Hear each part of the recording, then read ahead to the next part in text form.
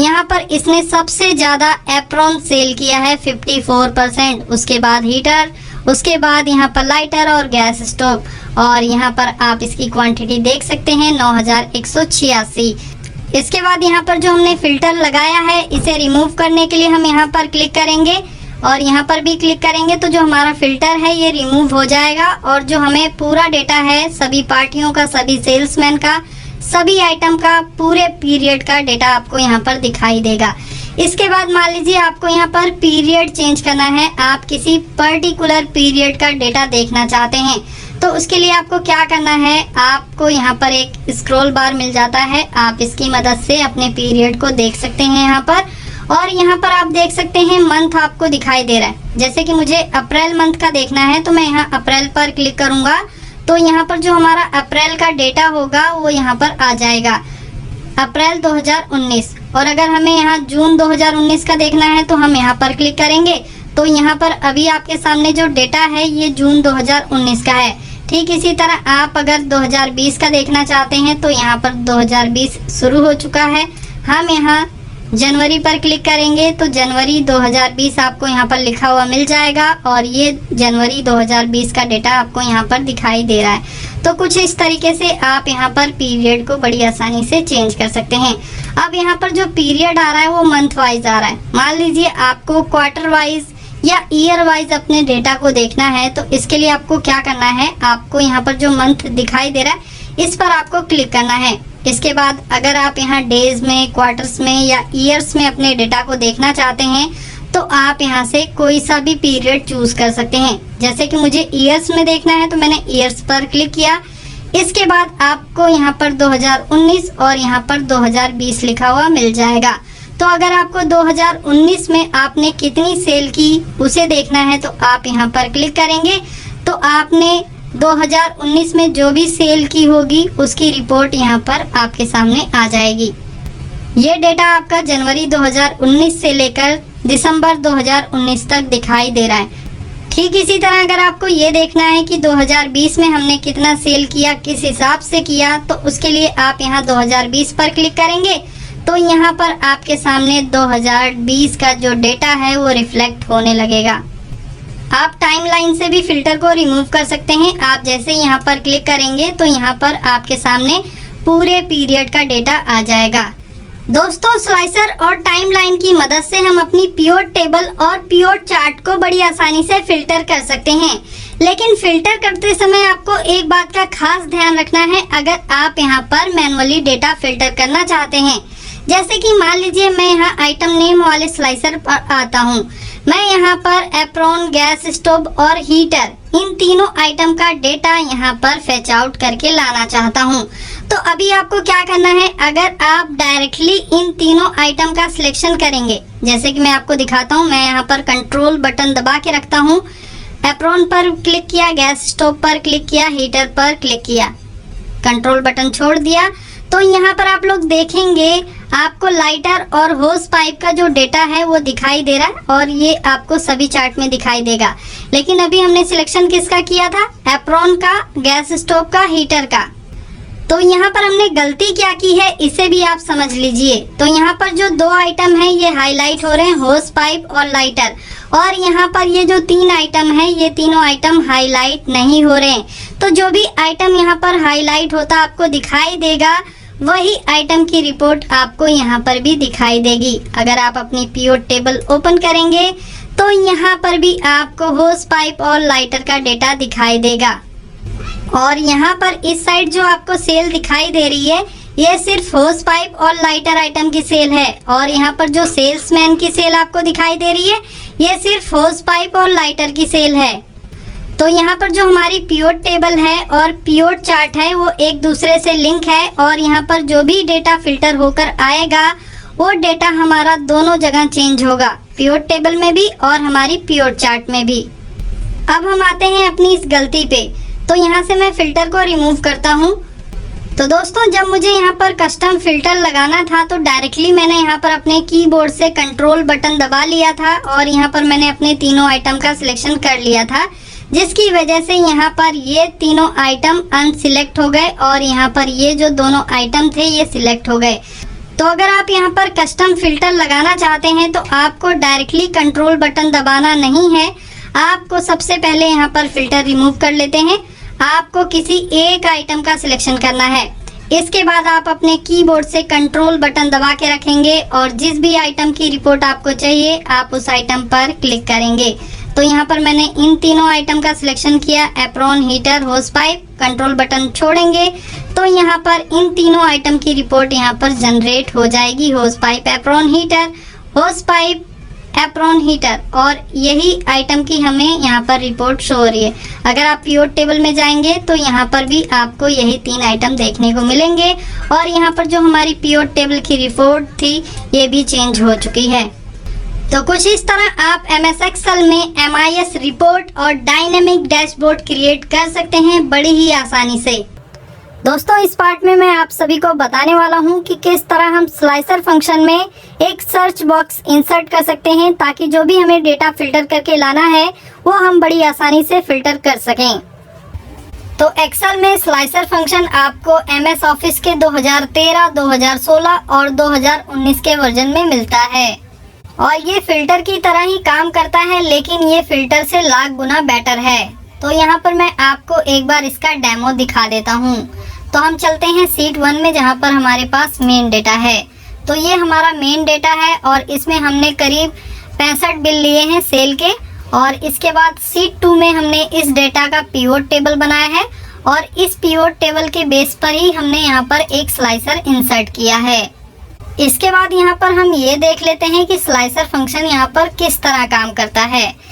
तो मान लीजिए मुझे यहाँ पर कपिल एंड सन्स का टोटल अमाउंट चेक करना है, तो इसके लिए मैं यहाँ स्लाइसर में कपिल एंड सन्स ढूंढूंगा। इसके बाद यहाँ पर ये आ चुका है तो हम सिंपली इस पर क्लिक करेंगे तो ये कपिल एंड सन्स का जो टोटल अमाउंट होगा वो हमारे सामने आ जाएगा। ठीक इसी तरह अगर मुझे यहाँ पर स्टार मोटर्स का टोटल अमाउंट चाहिए तो इसके लिए मैं दोबारा स्लाइसर में आऊँगा और यहाँ पर स्टार मोटर्स को यहाँ पर मैं देखूँगा। तो यहाँ पर स्टार मोटर्स मिल जाएगा तो हम सिंपली इस पर क्लिक करेंगे तो स्टार मोटर्स का जो टोटल अमाउंट होगा वो यहाँ पर फिल्टर होके आ जाएगा। तो कुछ इस तरीके से ये हमारा स्लाइसर काम करता है। लेकिन दोस्तों, जो हमारे पास डेटा है वो बहुत ही कम है, बहुत ही कम पार्टियां हैं और अगर आपके पास हजारों की संख्या में सेल परचेज या बहुत सारी सेल परचेज की पार्टियां हैं तो अगर आप यहाँ पर ये मेथड अपनाएंगे और कुछ इस तरह से आप अपनी पार्टियों को ढूंढेंगे तो इसमें आपका बहुत सारा टाइम वेस्ट हो जाएगा। लेकिन अगर यहाँ पर हमारा सर्च बॉक्स ऐड हो जाए कुछ इस तरीके से तो हमारा काम बहुत ही आसान हो जाता है। जैसे कि यहाँ पर ये सर्च बॉक्स है, हम सिंपली यहाँ पर क्लिक करेंगे और अगर मुझे यहाँ पर मान लीजिए DP एंटरप्राइजेस का टोटल अमाउंट चेक करना है तो मैं सिंपली यहाँ पर DP ENT टाइप करूँगा तो यहाँ पर DP एंटरप्राइजेस आ जाएगा। इसके बाद हम सिंपली एंटर प्रेस करेंगे तो पीवोट टेबल में जो इसका टोटल अमाउंट है DP एंटरप्राइजेस का वो यहाँ पर शो होने लगेगा। ठीक इसी तरह मैं यहाँ पर दोबारा क्लिक करता हूँ और सर्च बार में आने के लिए आप यहाँ पर E प्रेस कर सकते हैं। इसके बाद मान लीजिए मुझे यहाँ पर राधा एंटरप्राइजेस का बैलेंस चेक करना है तो मैंने यहाँ पर सिंपली राधा टाइप किया और ये राधा एंटरप्राइजेस यहाँ पर शो होने लगा। इसके बाद हम सिंपली एंटर प्रेस कर देंगे तो यहाँ पर राधा एंटरप्राइजेस का जो भी टोटल सेल अमाउंट होगा वो यहाँ पर आ जाएगा। तो दोस्तों, ये तो हो गया डेमो। इसके बाद हम ये सीख लेते हैं कि किस तरह हम स्लाइसर में सर्च बॉक्स बनाएंगे। तो दोस्तों, ये है हमारा मेन डेटा और इस डेटा के लिए हमें एक पीवोट टेबल बनानी है। तो पीवोट टेबल बनाने के लिए आप इस डेटा में किसी भी सेल पर क्लिक कर सकते हैं। इसके बाद आपको जाना है इंसर्ट वाले टैब में, हम सिंपली यहाँ पर क्लिक करेंगे। इसके बाद आपको यहाँ पर पीवोट टेबल का ऑप्शन मिल जाता है तो हम सिंपली इस पर क्लिक कर देंगे। इसके बाद यहाँ पर एक पॉपअप ओपन होगा। इसके बाद आपको सिंपली ओके पर क्लिक कर देना है तो शीट 2 में आपकी पीवोट टेबल यहाँ पर आ जाएगी। तो ये पीवोट टेबल अभी ब्लैंक है। इसके बाद आप इस साइड आएंगे तो यहाँ पर आपको सभी हेडर जो हैं वो दिखाई देने लगेंगे। तो मान लीजिए यहाँ पर मुझे सभी पार्टियों का टोटल अमाउंट चाहिए तो यहाँ मैंने पार्टी नेम पर टिक लगा दिया और इसके बाद यहाँ टोटल अमाउंट पर टिक लगा दिया और आप यहाँ पर देखेंगे तो रोज में हमारा पार्टी नेम आ गया और वैल्यूज में हमारा टोटल अमाउंट आ गया। ठीक इसी तरह आप इस साइड आएंगे तो यहाँ पर जो आपकी पिवोट टेबल है वो बन के रेडी है।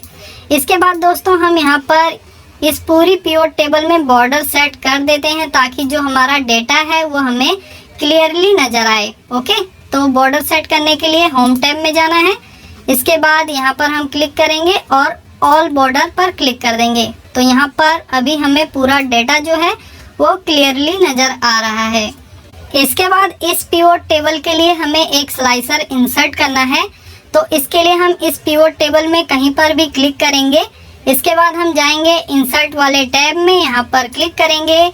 इसके बाद आप इस साइड आएंगे तो यहाँ पर आपको स्लाइसर का ऑप्शन मिल जाता है, तो हम सिंपली इस पर क्लिक कर देंगे। इसके बाद आप इन सभी के लिए स्लाइसर बना सकते हैं, जैसे कि party name, item name, quantity, amount, GST amount, total amount. तो आप इन सभी के लिए स्लाइसर बना सकते हैं, लेकिन अभी हम सिर्फ पार्टी नेम के लिए स्लाइसर बनाएंगे। तो इसके लिए हम सिंपली इस पर टिक लगा देंगे और इसके बाद यहाँ से ओके पर क्लिक कर देंगे। तो यहाँ पर पार्टी नेम का एक स्लाइसर इंसर्ट हो गया। इसके बाद हम इस स्लाइसर को थोड़ा नीचे ले आते हैं और यहाँ पर करंट एंटरप्राइज पर क्लिक कर लेते हैं। तो जैसे ही हमने इस पर क्लिक किया, ये करंट एंटरप्राइजेस का जो टोटल अमाउंट है वो यहाँ पर शो हो रहा है। इसके बाद दोस्तों स्लाइसर में सर्च बॉक्स बनाने के लिए आपको यहाँ पर 2 पिवोट टेबल बनानी पड़ेगी। तो पिवोट टेबल बनाने के लिए हम इस पिवोट टेबल पर क्लिक करेंगे। इसके बाद हमें जाना है एनालाइज में, यहाँ पर क्लिक करेंगे। इसके बाद आपको यहाँ पर सिलेक्ट का ऑप्शन मिल जाता है, तो यहाँ पर हम क्लिक करेंगे। इसके बाद आपको यहाँ पर इंटायर पिवोट टेबल का ऑप्शन मिल जाता है, तो हम सिंपली इस पर क्लिक कर देंगे। तो यहाँ पर जो पूरी पिवोट टेबल है ये सिलेक्ट हो जाएगी। इसके बाद हम कंट्रोल C प्रेस करेंगे और यहाँ पर लाके हम कंट्रोल V प्रेस कर देंगे। तो जो हमारी पिवोट टेबल है ये एक दूसरे से लिंक हो गई है। इसके बाद हम यहाँ पर स्लाइसर का उपयोग करके देख लेते हैं। तो जैसे हम कृष्णा एंटरप्राइजेस पर क्लिक करेंगे तो इन दोनों पिवोट टेबल में आपको कृष्णा एंटरप्राइजेस का टोटल अमाउंट शो होगा। इसी तरह ओम ट्रेडर पर क्लिक करेंगे तो यहाँ पर आपको ओम ट्रेडर का जो टोटल अमाउंट है इन दोनों पिवोट टेबल में शो होगा। इसके बाद दोस्तों यहाँ पर आपको ये ध्यान रखना है कि जो हमारी दोनों पिवोट टेबल हैं वो स्लाइसर से कनेक्ट हैं या नहीं है। तो इसको चेक करने के लिए आपको स्लाइसर पे माउस का राइट बटन प्रेस करना है। इसके बाद आपको यहाँ पर रिपोर्ट कनेक्शन का ऑप्शन मिल जाता है, तो हम सिंपली इस पर क्लिक करेंगे। इसके बाद यहाँ पर आप लोग देखेंगे जो हमारा स्लाइसर है वो इन दोनों पिवोट टेबल से कनेक्टेड है, तो इन दोनों पिवोट टेबल पर आपका टिक लगा होना चाहिए। इसके बाद हम ओके पर क्लिक कर देते हैं। इसके बाद दोस्तों यहाँ पर जो हमने डुप्लीकेट पिवोट टेबल बनाई है इसमें जो फील्ड आ रही है इसे हमें रिमूव करना है। तो रिमूव करने के लिए हम इस पिवोट टेबल पर क्लिक करेंगे। इसके बाद यहाँ पर हम इस साइड आएंगे और यहाँ से हमें पार्टी नेम को हटा देना है और नीचे आएंगे तो यहाँ से हमें टोटल अमाउंट को हटा देना है। तो अभी यहाँ पर आपको एक ब्लैंक पिवोट टेबल दिखाई देगी। इसके बाद हम इस साइड आएंगे और यहाँ पर जो पार्टी नेम दिया गया है हम इसे ड्रैग करते हुए फिल्टर वाले बॉक्स में लेकर आएंगे और यहाँ पर छोड़ देंगे। इसके बाद आपको इसे नीचे लेकर आने के लिए इन दोनों सेल का सिलेक्शन करना है और शिफ्ट की दबा के रखना है और यहाँ पर जैसे ही आपको चारों तरफ एरो की दिखने लगे तो आपको यहाँ पर माउस बटन दबा के रखना है और यहाँ पर लाके अपना माउस बटन छोड़ देना है। तो जो आपकी पिवोट टेबल है वो इस तरह से मूव हो जाएगी। इसके बाद यहाँ पर जो अनवांटेड कॉलम दिए गए हैं हम इसे हाइड कर देते हैं। इसके बाद हम इस स्लाइसर को भी ऊपर लेकर आते हैं और यहाँ पर जो हमारा सर्च बॉक्स है ये भी बन के रेडी है। इसके बाद हम चेक कर लेते हैं किस तरह ये काम करेगा। तो यूज़ करने के लिए आपको सिंपली यहाँ पर क्लिक करना है। इसके बाद सर्च बार में आने के लिए आपको ई प्रेस करना है और इसके बाद मान लीजिए आपको यहाँ पर डीपी एंटरप्राइजेस का बैलेंस जानना है, तो आपको सिंपली यहाँ डीपी टाइप करना है और एंटर प्रेस कर देना है। तो यहाँ पर आपके सामने डीपी एंटरप्राइजेस का जो टोटल अमाउंट होगा वो शो होने लगेगा। ठीक इसी तरह मैं थोड़ा सा इसे इस साइड लाता हूँ ताकि यहाँ पर किसी तरह की दिक्कत ना हो और इसे हम हाइड कर देते हैं इस कॉलम को। ओके, इसके बाद मान लीजिए मुझे यहाँ पर राणा उद्योग का टोटल अमाउंट देखना है तो इसके लिए हम यहाँ पर क्लिक करेंगे, ई प्रेस करेंगे, इसके बाद यहाँ पर टाइप करेंगे राणा उद्योग, ओके, और सिंपली एंटर प्रेस कर देंगे। तो यहाँ पर राणा उद्योग का जो टोटल अमाउंट होगा वो शो होने लगेगा। तो कुछ इस तरीके से दोस्तों आप यहाँ पर एक्सेल के स्लाइसर फंक्शन में सर्च बॉक्स इंसर्ट कर सकते हैं और इसका बेनिफिट उठा सकते हैं। आपने एमएस एक्सेल में सॉर्ट फंक्शन का यूज जरूर किया होगा। सॉर्ट फंक्शन की मदद से हम किसी कॉलम में दिए हुए डेटा को आसानी से सॉर्ट कर सकते हैं, लेकिन अगर आप किसी रो में दिए हुए डेटा को सॉर्ट करना चाहें तो इसके लिए आप क्या तरीका अपनाएंगे, चलिए देखते हैं। दोस्तों जैसा कि आप लोग देख सकते हैं यहाँ पर हमने एक छोटा सा डाटा लिया है और इस डाटा को हम सॉर्ट करने वाले हैं फर्स्ट रो से। इससे पहले सॉर्ट फंक्शन का उपयोग आपने किसी कॉलम में दिए हुए डाटा को सॉर्ट करने के लिए किया होगा, लेकिन आज की इस वीडियो में हम सीखेंगे कि किस तरह हम किसी रो में दिए हुए डाटा को सॉर्ट कर सकते हैं। तो इसके लिए आपको ज़्यादा कुछ करने की ज़रूरत नहीं है, आपको सिंपली अपने पूरे डाटा का सिलेक्शन कर लेना है जहां से जहां तक आप अपने डाटा को सॉर्ट करना चाहते हैं। तो यहाँ पर हमने मंथ को छोड़ दिया क्योंकि इसे हम सॉर्ट नहीं करने वाले। इसके बाद आपको जाना है डाटा वाले टैब में, यहाँ पर हम क्लिक कर देंगे। इसके बाद आपको यहाँ पर सॉर्ट फंक्शन मिल जाएगा, तो हम सिंपली इस पर क्लिक कर देते हैं। इसके बाद आपको यहाँ पर ऑप्शंस में जाना है, यहाँ पर हम क्लिक करेंगे। इससे पहले दोस्तों हम सॉर्ट टॉप टू बॉटम करते थे, लेकिन अभी हमें सॉर्ट लेफ्ट टू राइट करना है, मतलब रो वाइज अपने डाटा को सॉर्ट करना है। तो इसके लिए हम यहाँ पर क्लिक कर देंगे सॉर्ट लेफ्ट टू राइट और इसके बाद ओके पर क्लिक कर देंगे। इसके बाद यहाँ पर हमें रो सिलेक्ट करनी है कि किस रो से आप अपने डाटा को सॉर्ट करना चाहते हैं। तो यहाँ पर जो नाम दिए गए हैं वो फर्स्ट रो में है, तो इसके लिए हम रो 1 सिलेक्ट करेंगे। यहाँ पर सेल वैल्यू सिलेक्ट रहने देंगे और यहाँ पर जो हमें ऑर्डर रखना है वो A to Z रखना है, ताकि जो सभी नाम हैं वो अल्फ़ाबेट वाइज शॉर्ट हों। तो इसके लिए हम यहाँ पर A to Z सिलेक्ट रहने देंगे। इसके बाद हम सिंपली ओके पर क्लिक कर देंगे। तो यहाँ पर आप लोग देख सकते हैं जो भी हमारा डाटा था वो शॉर्ट हो चुका है रो वाइज।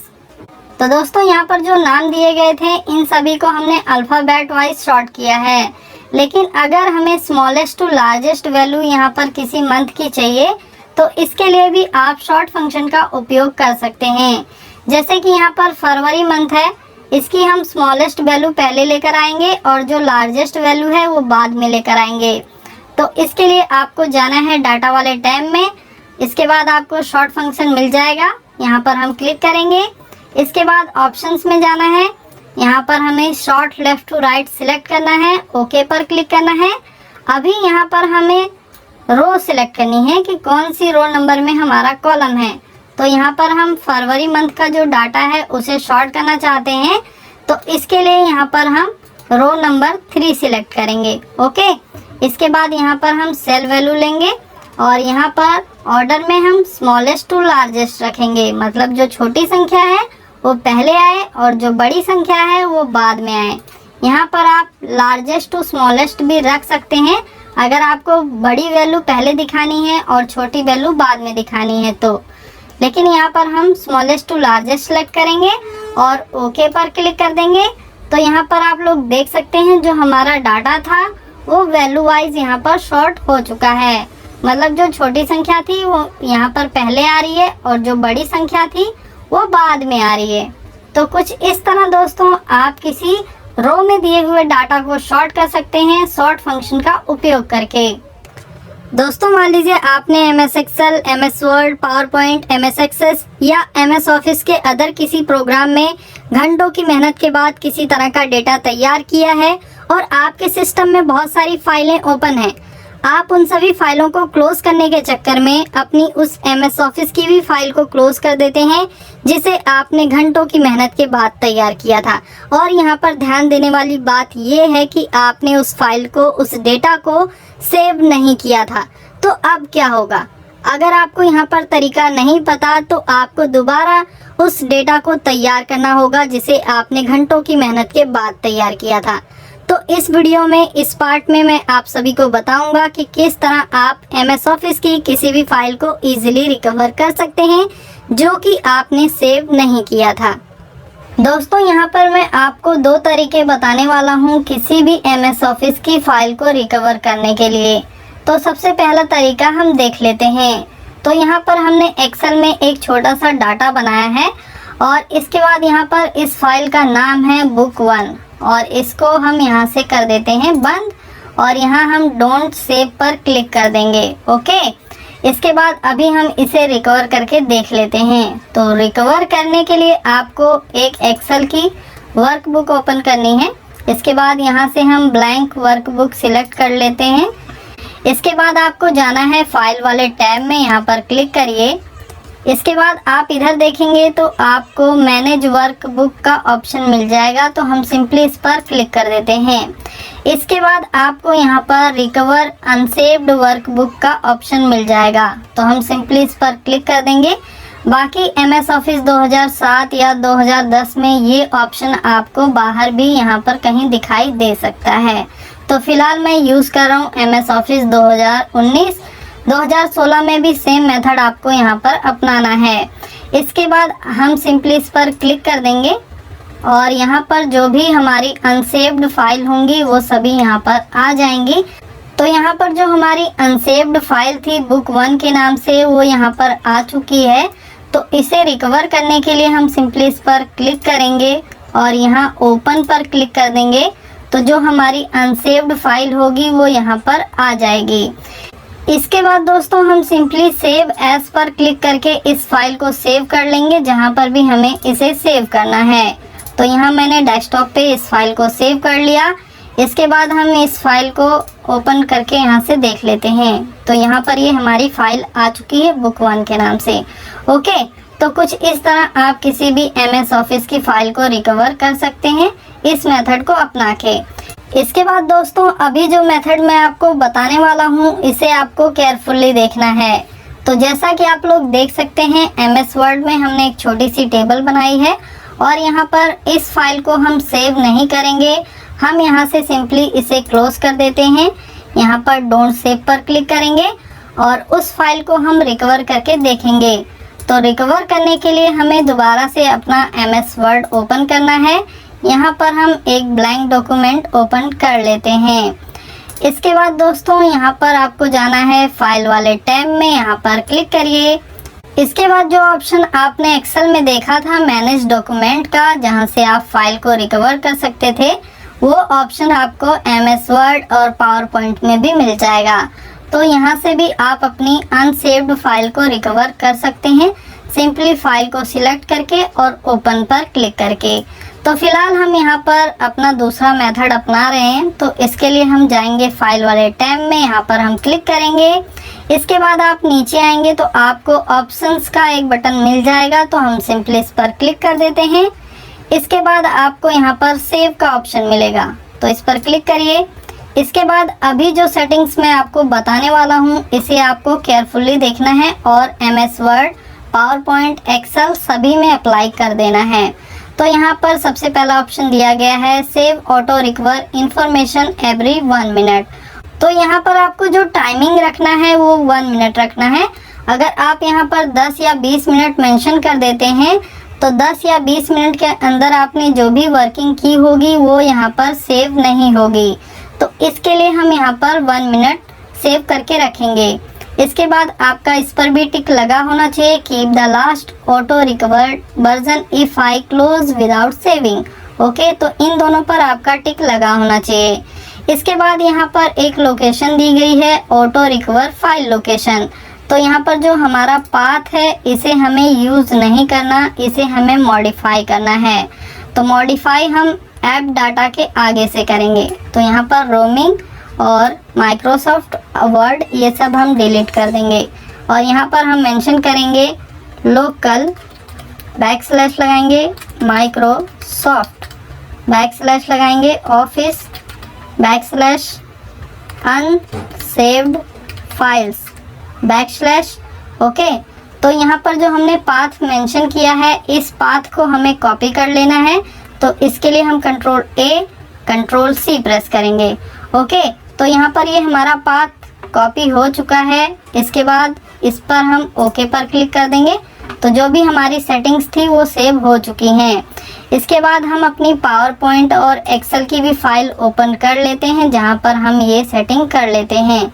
तो यहाँ पर एक्सेल ओपन किया हमने, ऑप्शंस में गए और यहाँ सेव वाले ऑप्शन पे गए और यहाँ पर जो पाथ हमने मेंशन किया था इसे भी हम यहाँ से चेंज कर देते हैं। तो यहाँ पर ये पाथ चेंज हो गया, 1 मिनट सेट कर दिया और यहाँ पर ये इन दोनों पर टिक लगा हुआ है। इसके बाद हम ओके पर क्लिक कर देंगे। एक्सेल फाइल क्लोज, वर्ड की भी फाइल क्लोज और यहाँ पर हम अपना पावर पॉइंट ओपन करते हैं और यहाँ पर भी हम अपना पाथ मेंशन कर देते हैं। तो पावर पॉइंट ओपन हुआ, ऑप्शंस में गए और यहाँ सेव पर गए और यहाँ पर आप लोग देख सकते हैं टाइमिंग जो दिखा रहा है यहाँ पर 10 मिनट दिखा रहा है, तो यहाँ पर हम 1 मिनट कर देंगे। ओके, और इसके बाद यहाँ पर जो पाथ मेंशन है इसे हम मॉडिफाई कर देंगे, पेस्ट कर देंगे पिछला वाला पाथ। ओके, और यहाँ पर इन दोनों पर टिक लगा हुआ है। इसके बाद यहाँ से हम ओके पर क्लिक कर देंगे। इसके बाद हम अपनी MS वर्ड की फाइल को रिकवर कर लेते हैं। तो इसके लिए हम जाएंगे दिस पीसी में, यहाँ पर क्लिक करिए और यहाँ से हम जूम कर लेते हैं। इसके बाद यहाँ पर ये जो पाथ दिया हुआ है यहाँ पर आएंगे हम और यहाँ पर कंट्रोल V प्रेस करेंगे तो जो हमारा पाथ था वो यहाँ पर मेंशन हो गया है। इसके बाद हम एंटर प्रेस कर देंगे। तो यहाँ पर जितनी भी हमने फाइल बना रखी होंगी जो अनसेव्ड होंगी उनकी लिस्ट यहाँ पर आ जाएगी। जैसे कि एक्सेल की फाइल थी हमारी वो भी यहाँ पर शो हो रही है और ये हमारी MS वर्ड की फाइल हो गई। तो यहाँ पर एक्सेल की फाइल को तो आप डायरेक्टली रिकवर कर सकते हैं, लेकिन MS वर्ड की फाइल को रिकवर करने के लिए आपको सबसे पहले MS वर्ड ओपन करना है और यहाँ पर एक ब्लैंक डॉक्यूमेंट ओपन कर लेना है। इसके बाद यहाँ से हम इसे थोड़ा छोटा कर लेते हैं। इसके बाद यहाँ पर ये जो फाइल थी इसे हमें ड्रैग करके लाना है अपने MS वर्ड में और यहाँ पर लाने के बाद हम छोड़ देंगे और यहाँ पर ओके पर क्लिक करेंगे, दोबारा ओके पर क्लिक करेंगे। तो यहाँ पर आप लोग देख सकते हैं जो भी हमारी MS वर्ड की फाइल थी वो यहाँ पर रिकवर होके आ चुकी है। तो कुछ इस तरीके से दोस्तों आप MS वर्ड, पावर पॉइंट और एक्सेल की फाइल को रिकवर कर सकते हैं इन दोनों तरीकों का यूज़ करके। बाकी ये दोनों तरीके तब भी काम आएंगे जब आपके घर की बिजली चली जाएगी और आप अपनी फाइल को सेव नहीं कर पाएंगे। दोस्तों इस पार्ट में मैं आप सभी को बताऊंगा कि किस तरह आप अपनी सभी एक्सेल शीट को एक ही PDF फाइल में कन्वर्ट कर सकते हैं। तो दोस्तों ये है हमारी एक्सेल वर्कबुक। इस वर्कबुक में हमने करीब 10 पार्टियों का सेल डेटा लिया है। यहाँ पर जितनी भी पार्टीज हैं सभी पार्टियों के नाम से अलग अलग शीट इंसर्ट हैं और जो डेटा है वो भी अलग अलग है। यहाँ पर हम ये चाहते हैं कि जितनी भी ये एक्सेल शीट है ये सभी कंबाइंड होके एक ही PDF फाइल में आ जाएं। तो इसके लिए आपको क्या करना है, आपको किसी भी एक्सेल शीट को ओपन कर लेना है। इसके बाद आपको अपने कीबोर्ड से F12 बटन प्रेस करना है तो यहाँ पर सेव एज की विंडो ओपन हो जाएगी। इसके बाद आपको यहाँ पर फाइल का नाम दे देना है, जो भी आप फाइल का नाम देना चाहते हैं। तो यहाँ पर मैं यही नाम रहने देता हूँ। इसके बाद यहाँ पर आपको लोकेशन चूज करनी है जहाँ पर भी आप अपनी फाइल को सेव करना चाहते हैं। इसके बाद आपको आना है सेव एज टाइप में। यहाँ पर आपको एक्सेल वर्कबुक लिखा हुआ मिल जाएगा तो हमें यहाँ पर क्लिक करना है। यहाँ से हमें PDF चूज करना है। इसके बाद आपको यहाँ नीचे आना है ऑप्शंस में, यहाँ पर आप क्लिक करेंगे। इसके बाद आपको यहाँ पर एक ऑप्शन मिलेगा इंटायर वर्कबुक का, तो इस पर हम क्लिक कर देंगे। तो इससे होगा ये कि हमारी जो इंटायर वर्कबुक है उसमें जितना भी डेटा है, जितनी भी एक्सेल शीट्स हैं वो सभी एक PDF फाइल में कंबाइंड होके आ जाएंगी। तो यहाँ पर हमने इंटायर वर्कबुक सिलेक्ट किया। इसके बाद हम ओके पर क्लिक करेंगे। इसके बाद हम यहाँ सेव पर क्लिक कर देंगे। तो आप लोग देखेंगे कुछ ही सेकंड्स में जो हमारी सभी एक्सेल शीट होंगी वो एक PDF फाइल में कन्वर्ट होके आ जाएंगी। तो यहाँ पर जो हमारी PDF फाइल है ये आ चुकी है, तो हम इस पर डबल क्लिक करके इसे ओपन कर लेंगे। तो दोस्तों यहाँ पर जो हमारी PDF फाइल है ये ओपन हो चुकी है। यहाँ आप ऊपर देख सकते हैं 1 of 10 दिखा रहा है। तो यहाँ पर जितनी भी हमारी एक्सेल शीट थी वो सभी PDF फाइल में कन्वर्ट होके आ चुकी हैं। इसके बाद हम यहाँ राइट एरो की प्रेस करेंगे तो यहाँ पर आप लोग देख सकते हैं सभी पार्टियों का जो डेटा है वहाँ पर पीडीएफ फॉर्मेट में कंबाइंड होके आ चुका है। अगर आपकी पीडीएफ फाइल में किसी भी पार्टी का थोड़ा बहुत डेटा दूसरे पेज पर चला जाता है तो इस केस में आपकी जो एक्सेल शीट है इनका पेज सेटअप आपको करना होगा। तो सभी एक्सेल शीट को आपको एक ही बार में सिलेक्ट करना है। तो इसके लिए हम किसी भी शीट पर आएंगे, माउस का राइट बटन प्रेस करेंगे, सिलेक्ट ऑल शीट पर क्लिक कर देंगे तो यहाँ पर जितनी भी एक्सेल शीट होंगी ये सभी सिलेक्ट हो जाएंगी। इसके बाद आप जाएंगे पेज लेआउट में, यहाँ से आपको मार्जिन कम कर लेना है तो यहाँ से हम नैरो रखेंगे इसे। ओके, इसके बाद आपको साइज में आना है, यहाँ पर आप क्लिक करेंगे और यहाँ से आप A4 चूज करेंगे। इसके बाद आपको यहाँ पर क्लिक करना है तो आपकी जो इंटायर सीट है ये सिलेक्ट हो जाएगी। इसके बाद आप किन्हीं दो कॉलम के बीच में आएंगे और यहाँ पर डबल क्लिक कर देंगे तो जो आपके कॉलम की विड्थ होगी ये ऑटो फिट हो जाएगी। तो कुछ इस तरह आप अपनी सभी एक्सेल शीट का पेज सेटअप कर सकते हैं। दोस्तों, इस वीडियो को हमने डिवाइड किया है दो पार्ट में। फर्स्ट पार्ट में हम नोटिफिकेशन या रिमाइंडर क्रिएट करना सीखेंगे और सेकंड पार्ट में हम कौन सा बिल कितने दिनों से ओवरड्यू है उसका पता लगाना सीखेंगे।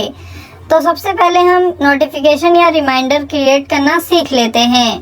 तो जैसा कि आप लोग देख सकते हैं यहाँ पर हमने लिया है bill number, date, party name, amount, credit days. Credit days का यहाँ मतलब ये है कि आपने जो बिल रेस किया है उसकी पेमेंट कितने दिनों बाद आएगी। तो यहाँ पर हमने सभी में 30 डेज ले लिया है। बाकी आपकी कंपनी के ऊपर डिपेंड करता है कि आपकी कंपनी कितने दिनों के लिए उधारी देती है। तो यहाँ पर जो हमने 30 डेज ले लिया। इसके बाद यहाँ पर हमें पेमेंट की ड्यू डेट कैलकुलेट करनी है। तो इसके लिए हम यहाँ पर इक्वल टू लगाएंगे, इस सेल पर क्लिक करेंगे, प्लस का साइन लगाएंगे, इस सेल पर क्लिक कर देंगे, एंटर प्रेस कर देंगे तो यहाँ पर जो हमारी पेमेंट ड्यू डेट है वो निकल के आ जाएगी। 17/6 में हमने 30 दिन जोड़ दिए तो ये जो ड्यू डेट निकल के आई 17 जुलाई 2019 की। ओके, इसके बाद हम यहाँ पर डबल क्लिक करेंगे तो ये जो फॉर्मूला हमने लगाया है ये बाकी के सेल में अप्लाई हो जाएगा। इसके बाद दोस्तों हम यहाँ पर रिमाइंडर क्रिएट करना सीख लेते हैं। तो इसके लिए हम यहाँ पर यूज़ करेंगे इफ एंड का फॉर्मूला। इफ एंड का फॉर्मूला हम यहाँ पर इसलिए यूज़ कर रहे हैं क्योंकि यहाँ पर हम मल्टीपल कंडीशन यूज़ करने वाले हैं। तो चलिए देख लेते हैं किस तरह हम यहाँ पर फॉर्मूला अप्लाई करेंगे। तो इसके लिए हम यहाँ पर इक्वल टू का साइन लगाएंगे, इफ़ टाइप करेंगे, टैब की प्रेस करिए, AND लगाएंगे, टैब की प्रेस करिए। इसके बाद यहाँ पर हमें कंडीशन 1 देनी है।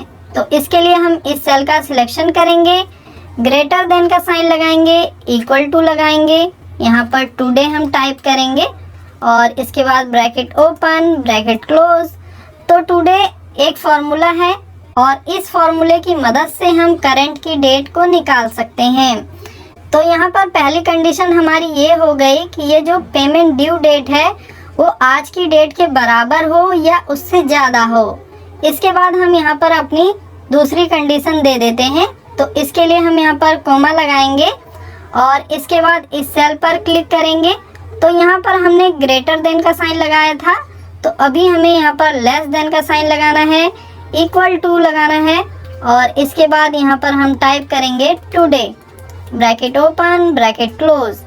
इसके बाद दोस्तों यहाँ पर हमें प्लस का साइन लगाना है और इसके बाद मान लीजिए आप जो रिमाइंडर सेंड करना चाहते हैं वो 2 दिन पहले करना चाहते हैं, 3 दिन पहले करना चाहते हैं या 1 दिन पहले करना चाहते हैं तो आपको यहाँ पर वो दिन मेंशन कर देना है। तो यहाँ पर मान लीजिए मैं 3 दिन पहले रिमाइंडर सेंड करना चाहता हूँ तो मैं यहाँ पर 3 टाइप कर दूंगा। इसके बाद यहाँ पर हमें लगाना है कोमा, डबल कोट्स लगाएंगे। इसके बाद अगर ये दोनों कंडीशन हमारी सही होती हैं तो आप यहाँ पर किस तरह का टेक्स्ट मेंशन करना चाहेंगे उस टेक्स्ट को आपको यहाँ पर टाइप कर देना है। जैसे कि यहाँ पर हम लिख देते हैं सेंड रिमाइंडर, डबल कोट्स लगाएंगे, कोमा लगाएंगे। इसके बाद मान लीजिए अगर आपकी ये दोनों कंडीशन सही नहीं होती तो इसके लिए आप यहाँ पर क्या दिखाना चाहेंगे। तो यहाँ पर भी आप किसी भी तरह का टेक्स्ट मेंशन कर सकते हैं डबल कोट्स लगा के। तो यहाँ पर डबल कोट्स लगाया हमने, दोबारा से डबल कोट्स लगाएंगे। क्योंकि यहाँ पर हम किसी भी तरह का मैसेज शो नहीं करना चाहते। तो यहाँ पर हमने 2 बार डबल कोट्स लगाया, ब्रैकेट क्लोज करेंगे और एंटर प्रेस कर देंगे। तो यहाँ पर जो भी हमने टेक्स्ट मेंशन किया था सेंड रिमाइंडर का, वो यहाँ पर मेंशन हो जाएगा। इसके बाद इस फॉर्मूले को बाकी के सेल में अप्लाई करने के लिए हम यहाँ पर डबल क्लिक करेंगे। तो ये जो हमारा फॉर्मूला है ये बाकी के सेल में अप्लाई हो जाएगा। इसके बाद हम इसे एक बार चेक कर लेते हैं। तो आज डेट क्या है हमारी, 17 जुलाई 2019 और यहाँ पर क्या दिखा रहा है, 17 जुलाई 2019। मतलब अगर आज की डेट होगी तो हमें रिमाइंडर सेंड करना है, और अगर 18 तारीख की जैसे एक दिन पहले की होगी तो भी हमें रिमाइंडर सेंड करना है, अगर 19 तारीख की होगी तो भी हमें रिमाइंडर सेंड करना है, अगर 20 की होगी तो भी यहाँ पर हमें रिमाइंडर सेंड करना है। मतलब 3 दिन पहले से हमें यहाँ पर रिमाइंडर सेंड करते रहना है। इसके बाद अगर चौथे दिन ये पेमेंट ड्यू है तो यहाँ पर भी किसी तरह का रिमाइंडर सेंड नहीं होगा। इसके बाद दोस्तों आप इसे और इजी बनाने के लिए फिल्टर का यूज कर सकते हैं। तो इसके लिए हम अपने कीबोर्ड से कंट्रोल शिफ्ट और एल बटन एक साथ प्रेस करेंगे तो यहाँ पर ये फिल्टर लग जाएगा। इसके बाद हम यहाँ पर क्लिक करेंगे और यहाँ पर जो ब्लैंक्स हैं इसे हम हटा देंगे और ओके पर क्लिक कर देंगे। तो जिस भी पार्टी को हमें रिमाइंडर सेंड करना है उन सभी की लिस्ट हमारे पास आ जाएगी। बाकी फिल्टर हटाने के लिए आपको अपने कीबोर्ड से दोबारा कंट्रोल शिफ्ट और एल बटन एक साथ प्रेस करना है। तो यहाँ पर ये फिल्टर आपका हट जाएगा। इसके बाद हम ये सीख लेते हैं कि कौन सा बिल कितने दिनों से ओवरड्यू है। तो यहाँ पर सेम फॉर्मेट हमने लिया है। इसके बाद यहाँ पर हम पेमेंट ड्यू डेट कैलकुलेट कर लेते हैं। तो इसके लिए यहाँ पर हम इक्वल टू लगाएंगे, बिल की डेट लेंगे, प्लस का साइन लगाएंगे, क्रेडिट डेज वाले सेल पर क्लिक करेंगे, एंटर प्रेस कर देंगे। तो यहाँ पर जो हमारी ड्यू डेट है पेमेंट की वो निकल के आ जाएगी। इसके बाद यहाँ पर हम डबल क्लिक करेंगे तो ये फॉर्मूला बाकी के सेल में अप्लाई हो जाएगा। इसके बाद यहाँ पर हमें ये निकालना है कि कौन से बिल की पेमेंट कितने दिनों से ड्यू है। तो इसके लिए हम यहाँ पर जो करंट की डेट है वो हम यहाँ पर मेंशन करेंगे। तो इसके लिए हम यहाँ पर इक्वल टू का साइन लगाएंगे, टुडे टाइप करेंगे, ब्रैकेट ओपन ब्रैकेट क्लोज और एंटर प्रेस कर देंगे। तो जो आज की डेट होगी हमारी वो आ जाएगी। तो आज है 17 जुलाई 2019, 17 जुलाई 2019। ओके, इसके बाद यहाँ पर हमें निकालना है कितने दिनों से ड्यू है। तो इसके लिए यहाँ पर हम इक्वल टू का साइन लगाएंगे, इस सेल पर क्लिक करेंगे और इसे हम फ्रीज कर देंगे। तो इसके लिए हम F4 प्रेस करेंगे। इसके बाद माइनस का साइन लगाएंगे और जो यहाँ पर पेमेंट ड्यू डेट है इस पर हम क्लिक कर देंगे और एंटर प्रेस कर देंगे। तो यहाँ पर हमने इस सेल को इसलिए फ्रीज किया क्योंकि इस सेल को हम सभी डेट में से माइनस करना चाहते हैं, इसलिए हमने इस वाली करंट डेट को यहाँ पर फ्रीज कर दिया। एंटर प्रेस करेंगे और इस फॉर्मूले को अप्लाई करने के लिए यहाँ पर डबल क्लिक करेंगे तो ये जो हमारा फॉर्मूला है ये अप्लाई यहाँ पर हो जाएगा। इसके बाद रिमाइंडर के लिए हम यहाँ पर इफ फॉर्मूला यूज़ कर लेते हैं। तो यहाँ पर हम एक ही कंडीशन यूज़ करने वाले हैं, तो इसके लिए हम यहाँ पर सिर्फ इफ़ का फॉर्मूला यूज़ करेंगे। तो इसके लिए हम यहाँ पर इक्वल टू का साइन लगाएंगे, इफ़ टाइप करेंगे, टैब की प्रेस करेंगे, इस सेल पर क्लिक करेंगे। इसके बाद यहाँ पर हम ग्रेटर देन और इक्वल टू का साइन लगाएंगे और इसके बाद यहाँ पर हम टाइप करेंगे 1 यहाँ पर हमने इसलिए टाइप किया कि अगर किसी भी बिल की जो ड्यू डेट है वो एक दिन से ज़्यादा निकल जाती है तो यहाँ पर ओवर ड्यू या जो भी आप टेक्स्ट मेंशन करना चाहें वो लिखा हुआ आए। तो इसके लिए यहाँ पर हमने 1 मेंशन कर दिया। इसके बाद यहाँ पर हम लगाएंगे कोमा और डबल कोट्स में जो भी हमें अपना मैसेज यहाँ पर लिखना है, जो भी टेक्स्ट लिखना है वो हम यहाँ पर लिख देंगे। जैसे कि हम यहाँ पर ओवर ड्यू लिख देते हैं। ओके, डबल कोट्स लगाएंगे। इसके बाद यहाँ पर हम कोमा लगाएंगे। अब इसके बाद यहाँ पर मान लीजिए ये वैल्यू अगर यहाँ पर सही नहीं होती तो यहाँ पर आप क्या दिखाएंगे। तो यहाँ पर मान लीजिए हम कुछ भी नहीं दिखाना चाहते तो यहाँ पर हम 2 बार डबल कोट्स लगाएंगे, ब्रैकेट क्लोज, एंटर प्रेस करेंगे और इसके बाद इस फॉर्मूले को कॉपी करने के लिए हम यहाँ पर डबल क्लिक कर देंगे। तो जिस भी बिल की पेमेंट ड्यू डेट निकल जाएगी उन सभी के आगे ओवर ड्यू लिखा हुआ आ जाएगा। जैसे कि यहाँ पर ये 16/7 है, मतलब ये कल की डेट में ड्यू था, तो यहाँ पर 1 लिखा हुआ आ गया और यहाँ पर ओवर ड्यू लिखा हुआ आ गया। अभी इसकी ड्यू डेट है 14 अगस्त 2019 में, तो अभी इसमें 28 दिन बाकी हैं, तो इसके लिए यहाँ पर कुछ भी रिमार्क्स या रिमाइंडर नहीं लिखा आ रहा। इसके बाद यहाँ पर ये जो पेमेंट है 370 दिनों से ओवर ड्यू है, तो इसके लिए यहाँ पर ओवर ड्यू लिखा हुआ आ गया। ठीक इसी तरह यहाँ पर ये जो पेमेंट थी वो 13/7/2019 को ड्यू थी, तो इसमें भी हमारे 4 दिन निकल चुके हैं, इसके लिए यहाँ पर ये ओवर ड्यू लिखा हुआ आ गया है। इसके बाद अगर आप यहाँ पर फिल्टर का यूज़ करना चाहें तो इससे आपका जो डाटा है उसे आप इजीली यहाँ पर निकाल पाएंगे। तो इसके लिए हम Ctrl+Shift+L बटन एक साथ प्रेस करेंगे तो यहाँ पर ये फिल्टर लग जाएगा। इसके बाद हम सिंपली इस पर क्लिक करके यहाँ ब्लैंक्स पर क्लिक करेंगे, ओके पर क्लिक कर देंगे, तो जो भी हमारे ओवर ड्यू बिल होंगे वो सभी यहाँ पर आ जाएंगे। फिल्टर हटाने के लिए आपको दोबारा से Ctrl+Shift+L बटन एक साथ प्रेस करना है।